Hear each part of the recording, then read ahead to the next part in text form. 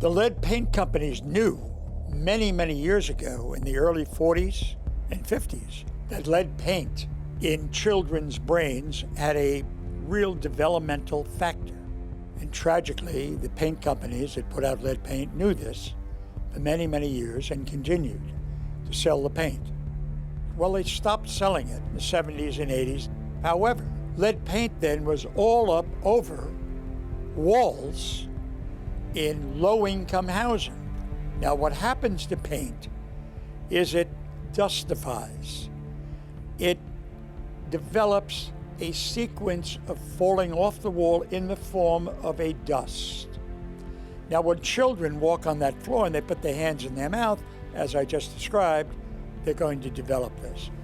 One of the most significant pieces of evidence was a memo that came out of a meeting between the lead paint doctors, their medical directors, who talked about lead paint and its effect on children, including x-rays where there was lead in the bones of children, and a little girl who had died from the lead poisoning. And they knew about it, talked about it, but then they made that document confidential to keep it secret.